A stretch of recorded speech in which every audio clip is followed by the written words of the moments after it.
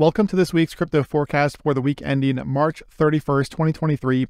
My name is Justin Bennett with Daily Price Action, and in today's forecast, we are going to discuss the dollar, the DXY, the S&P 500. We've got the total crypto market cap, Bitcoin, and Ethereum. Now, before I get started, guys, I did just partner up with Prime XBT. They offer crypto, forex, commodities, and indices. And if you sign up with my link, you're going to get up to $7,000 bonus using promo code DPA. And also, if you deposit $100 or more, I will give you lifetime access to our Discord group. That offer is good until March 31st, at which time it's going to go to a $500 minimum deposit. And in Discord, guys, we do talk about the crypto market as well as Forex throughout the day. We have over 1,000 members, and I do release 2 videos every day, just like this one on the crypto market and one on the Forex market. So if you're here on YouTube, I will put a link in the description. And if you're on the website, click on the link that says free access, and you will see the affiliate links to those brokers. Okay, so let's go ahead and take a look at the DXY, the US dollar index. And the reason we look at this when we're analyzing the crypto market is because the dollar tends to move inversely to crypto. Because despite what you might hear out there, especially on Twitter, the dollar is still a reserve currency, guys. This is the reserve currency as long as global debt is majority dollar denominated, okay? That's going to be key. And that's going to take years to play out, right? I think that eventually we are going to get a change in reserve currency, just as we have over the last, few hundred years, but that's going to take years to play out. So until that time, the dollar is king. So this is one to watch.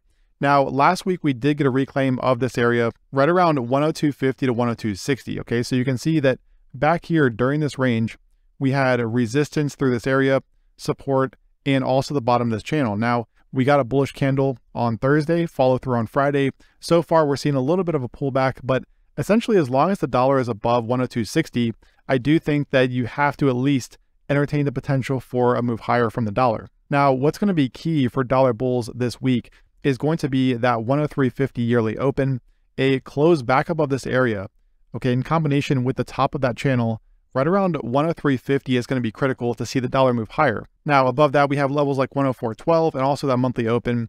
And furthermore, 105.60 over the coming weeks, this is really the one that the dollar has to get above if it's going to strengthen.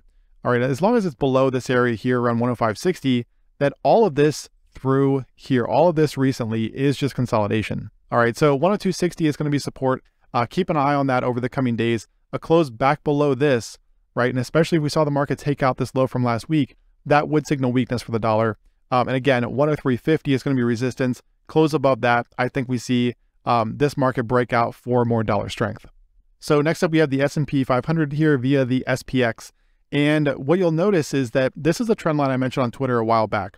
And you can see where we have off of the closing prices from back here in October, we've got these closing prices, also the ones right here before the breakdown. Okay, you can see one more touch right before that breakdown on March 9th. Now you can see where last week with FOMC, okay, this candle, this big red candle right here, which was also a bullish engulfing candle, was FOMC. And since that time, we've seen the market just kind of move within this potential rising wedge. Okay, now a pattern like this, typically breaks to the downside. So it does look a little bit bearish. However, the market would have to get below this support level down here on a daily closing basis to open up lower levels like 37.85, these lows back here. All right, nearly tested back in this area, but not quite. Okay, so a breakdown of this is going to signal a potential shift to a risk off, and that's going to affect the crypto market. The reason that I like looking at the S&P 500 is because stocks remain the #1 risk asset.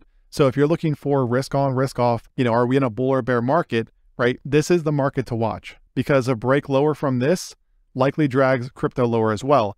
Now, the alternative to that would be if we see the S&P 500 reclaim this trend line up here, all right, take out last week's high, reclaim this area, then I do think we're seeing more strength from stocks and also crypto, but this is going to be key, okay? This area up here, along with last week's high.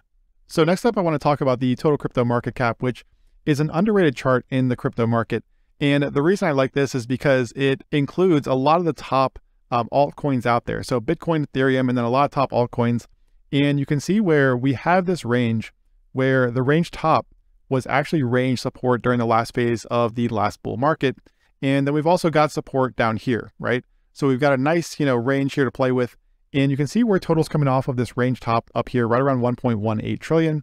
This is the level I mentioned last week I wrote about this on the blog, and you can see where this high right here was right at 1.18. All right, now the thing I'm watching today, you can see just how indecisive the crypto market has been. This has been kind of unreal, really. I mean, just how the market has been sideways here for about 9 days, going red, green every single day. Just really tough to trade, really chopping people up.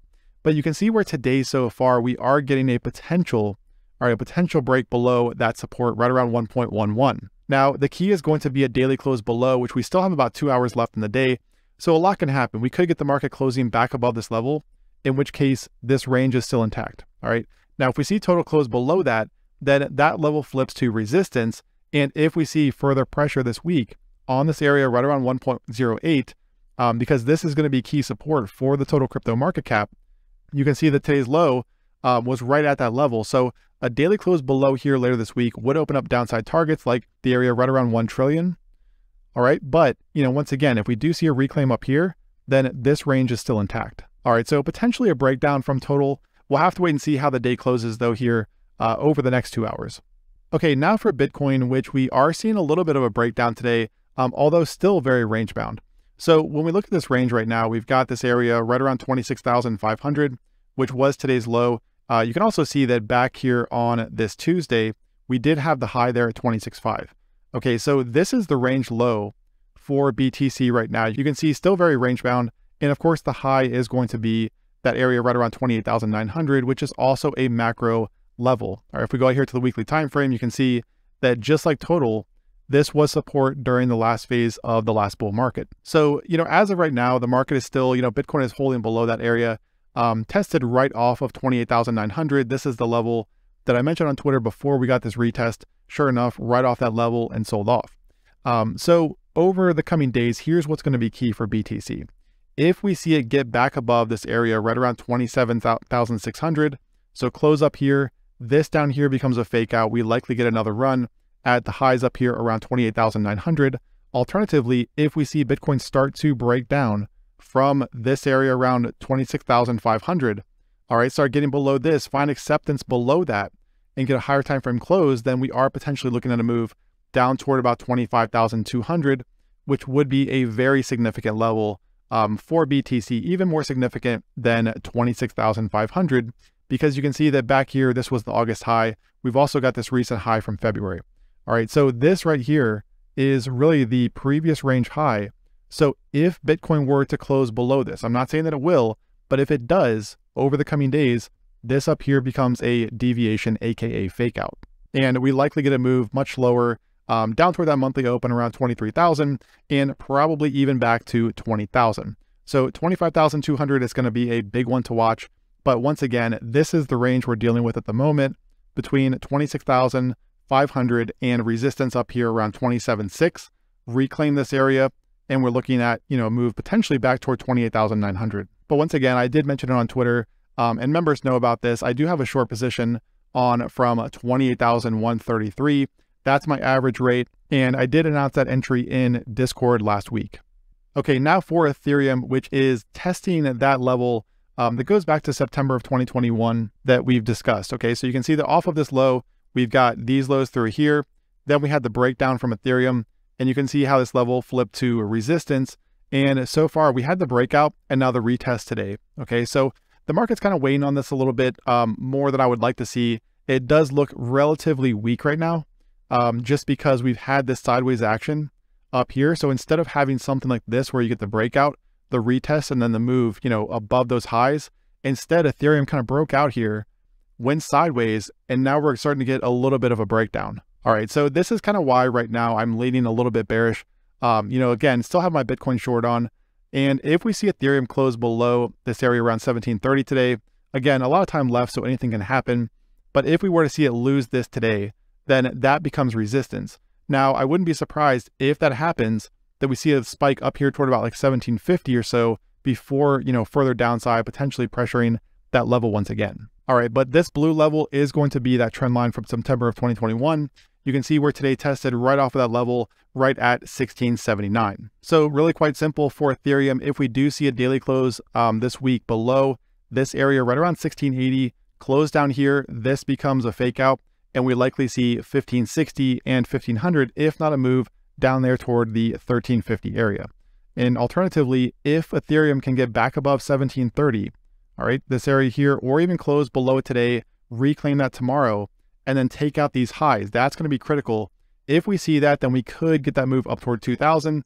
But like I said, right now it does look relatively heavy here, just given the failure to move off of this support area, at least so far. All right, guys, that's it for today's forecast. I hope it helped. If it did, be sure to subscribe to the channel and smash that like button.